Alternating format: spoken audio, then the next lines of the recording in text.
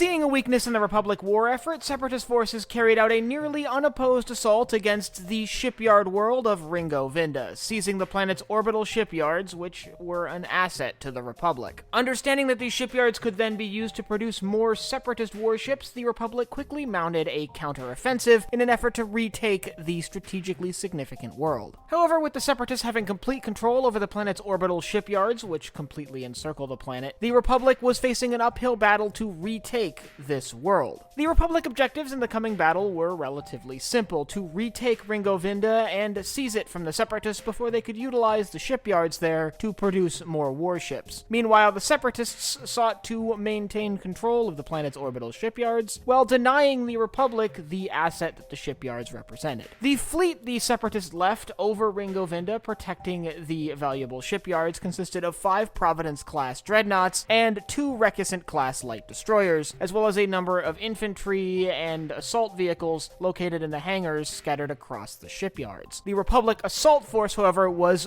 massive, consisting of at least 20 Venator-class Star Destroyers and 3 Acclamator-class assault ships, which would carry the invasion force. All of this was supported by a small number of Architans and Consular-class cruisers, as well as a variety of strike fighters and strike craft to support the assault. The Republic used this massive fleet to blockade the world, isolating the Separatist defenders from the rest of the Separatist-controlled portions of space. Unsurprisingly, this blockade was very effective, as Republic naval forces significantly outnumbered the Separatist forces in the area. With the Republic now successfully isolating the Separatist forces on Ringo Vinda, an invasion of the shipyards began, with Jedi leadership leading forces of the 501st as well as several other units on to the orbiting shipyard. The initial landing on the shipyard was intense, but not very well documented. However, the push to seize key command centers was, as the Republic forces inched their way around the orbiting outpost, supported by starships which were engaging the Separatist fleet outside. This brings us to one of the most pivotal moments of the Battle of Ringo Vinda, the assault on Trench's command center. The Republic forces involved in this exact engagement consisted primarily of infantry from the 501st, as well as several other units. Advancing in 2 columns through various hallways leading through the shipyard, Republic forces were able to ultimately seize a forward outpost being used by the Separatists for command purposes, and with that underway, they began using it as a staging area to plan an assault on the main command post utilized by Admiral Trench. Meanwhile, the Separatists began amassing a very large defensive force, mostly B-1 and B-2 battle droids supported by destroyer droids and other specialized units for the space environment. While the Republic forces were formulating a plan, the Separatists began preparing for their own offensive in hopes of driving Republic forces off of the space station, sending waves of B-2 battle droids into the halls to at least slow down any Republic advance, but hopefully overwhelm the Republic forces which had taken hold of this forward command post. That's, however, when Republic forces broke out from this command post and began carrying out their assault. In 3 prongs, led by 3 distinct Jedi generals, Republic infantry forces would advance down 3 parallel hallways, culminating on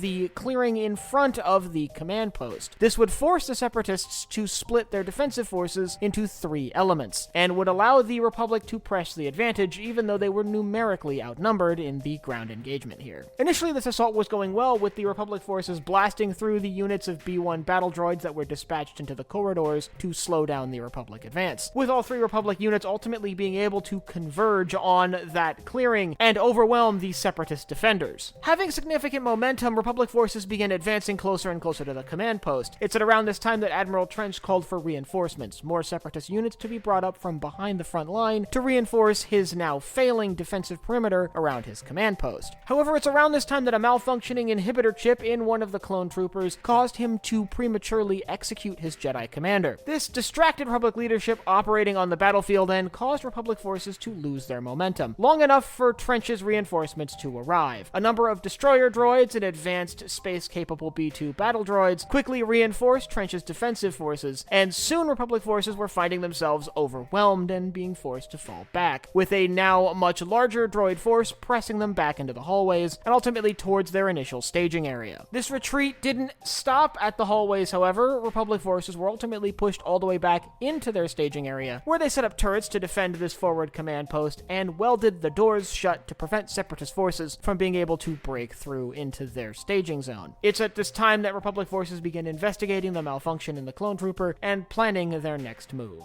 Ultimately, after this failed assault, Republic forces would lay off of any major offensives on Ringo Vinda and basically cede the orbital shipyards to the Separatists. The Republic blockade would remain in place for the remainder of the war, but Ringo Vinda would stay under Separatist control until their surrender following Order 66. So at the end of the day, the Battle of Ringo Vinda could neither be considered a victory or a defeat for either side. While the Separatists did manage to maintain control of the shipyard, thanks to the Republic blockade, they were unable to effectively use it to manufacture any ships, ultimately rendering the shipyard useless for both sides. That being said, some could consider the Battle of Ringo Vinda a Separatist victory, as they did manage to hold off the Republic assault. This would be the second in a string of Separatist victories, starting with the Battle of Cato Nemoidia, and if you'd like to learn more about the Battle of Cato Nemoidia, I'll leave a link in the upper right-hand corner to my battle analysis on that. And if you have any other battles you'd like to see covered in future episodes of Battle Analysis and added to the archive, you can let me know down below in the comments. Last but not least, if you enjoyed this video, head down below, hit the like button, the subscribe button, and the bell icon so you get notified when I upload new videos. So for Sci-Fi Deep Dive, I'm Colin, and I will see you next time.